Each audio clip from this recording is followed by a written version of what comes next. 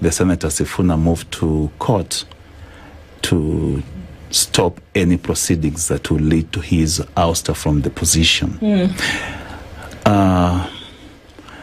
Then the PPDT, the Political Parties Disputes Tribunal, made a ruling on the 26th of March, which said that this matter should be handled internally. Yes. Because the issues that were being raised would not be handled by the PPDT before they were exhausted through the internal dispute mechanisms, resolution mechanisms of the party.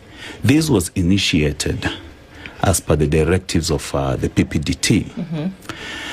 No sooner had it started that disciplinary action than Senator Sifuna moved back to the PPDT, saying that he's not comfortable appearing before the disciplinary team that was going to probe him and also make a decision, whether positive or negative. He ran faster than he could. So the PPDT threw it back to the party again, to the party, and the IDRC made that decision that, he failed to appear. He sent his lawyer, senior counsel Omoro, to go to before that committee and say that his client would not be appearing because he foresaw bias among some members of this committee. So the decision was made ex parte, and it was bound to be taken in by the neck, because this is something that happens in other jurisdictions, even in other political parties. We've had UDA ousting their SG, and nobody has made noise. Every political party has their way of doing things, and it's bound by law to take action against any member that doesn't propagate the party ideology, that doesn't speak to the party policy, and is traversing across the country talking about things that do not resonate with the resolutions of the party. Every political party, a political party is like a members club. You have to be duty bound to the policies and ideology and the rules of that particular club. So the decision that was made by the NEC was long overdue. And indeed, I always say, in life, there are choices. You choose one. If you make a position, if you take a position on a particular matter, then you stick by that particular issue. I remember very well, some of these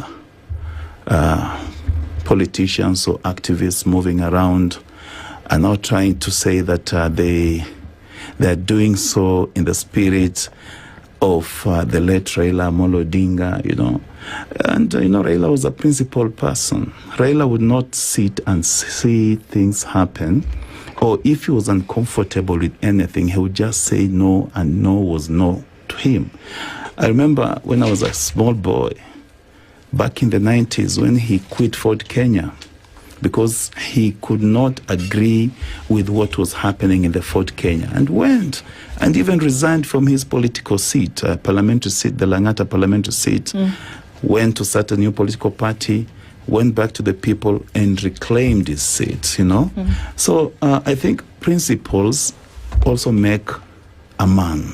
If you are not principled, then I don't think you're headed anywhere. So the decision by the party was made, but it's not cast in stone, because I've read in some of the dailies in the media that Senator Sifuna is moving back to court to try and challenge that decision. It's within his democratic space to do it.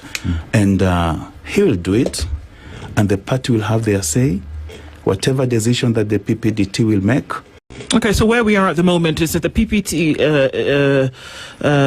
DT will actually still have a position in this, because the Senator Sifuna has made it very clear that he is going to appeal this because he was not given an opportunity to be heard? I think if you listened to the chairman of the tribunal, the tribunal, he said that the senator was invited to appear before the committee, but he failed to appear, and instead he sent his counsel to go and represent him with only one word, that my client will not appear. Reason being, he was uncomfortable with some members of the committee. But you don't choose whom to appear before. You see, if a committee has been formed, a tribunal has been formed to probe a particular matter, you just appear. Just say whatever you think is not right, argue a case, it will be listened to, and you will be given a fair hearing. But he failed to appear. I'm not faulting him because maybe he had his own reservations. Right. But I would say it would have been prudent for him to appear before the tribunal and argue his case like he has been doing in the court of public opinion out there with cheerleaders like my sister here. I'm not a cheerleader, I'm a leader, but... No. Not of the cheering variety. Yes. Don't just show up and cheer, please. Yeah, we know. You're my uncle, so respect. So, what I'm trying to say is he ought to have appeared before the tribunal and argued his case, made up his point, and perhaps it would have been considered. When you look at the reasons as to why Sifuna has been ousted from the party, it's because it is said he operated outside the party regulations and what the party stands for. But he has consistently maintained that he speaks that which Raila Odinga said, like at a hotel in Nairobi, who told you that ODM would not have a presidential candidate in there. And even at the time, Raila Odinga himself in a meeting in Kakamega said when Sifuna speaks, he speaks for the party. Yes. So when we look at the disciplinary, now that the later Raila Odinga now is not there, what really is happening? Because you're also in close contact with Sifuna. What does he say are the reasons as to why he's being ousted from I also the took the liberty of reading the ODM constitution because it would be quite unfair to engage in such a conversation without reading that document.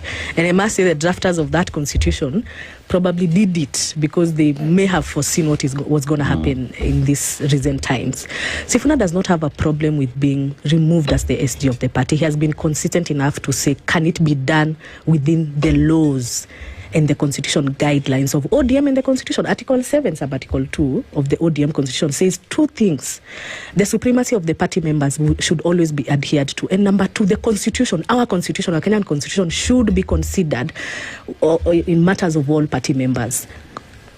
Some article also guides on how an SG should be removed, and they should be removed through an NDC.